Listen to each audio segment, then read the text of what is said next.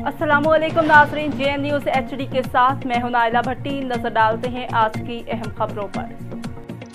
बहावलपुर से अरसलान सिद्दीकी की रिपोर्ट के मुताबिक district police officer Syed Mohammad Abbas की तरफ से जुराइम पेशा अफराद के खिलाफ जारी मुहिम में बड़ी कामयाबियां मिलने का सिलसिला जारी है।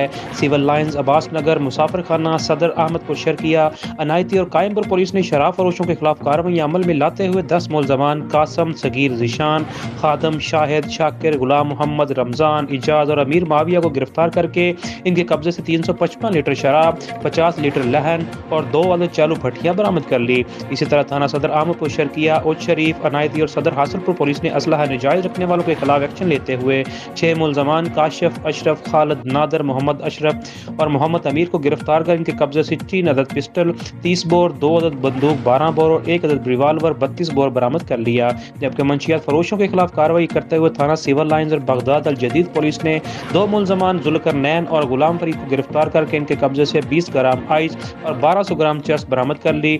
थाना उच्च शरीफ पुलिस ने कमारबाजी एक्ट की खिलाफवर्जी करने पर 4 मुलजमान को गिरफ्तार करके पाबंद सलासिल कर दिया। गिरफ्तार मुलजमान के खिलाफ अलग-अलग मुकदमा दर्ज करके तफ्तीश शुरू कर दी है। इस मौका पर DPO सैयद मोहम्मद अब्बास ने अपने पैगाम में कहा कि जुर्म जैसा भी हो, कानून से किसी सूरत बच नहीं सकता। शराब, मंशियात के साथ साथ असलहा नजायज रखने वालों के खिलाफ जारी ऑपरेशन को मजीद तेज किया जा रहा है। माशरे को ऐसे नासूर अनासर से पाक करना पुलिस की अव्वलीन तरजीह है।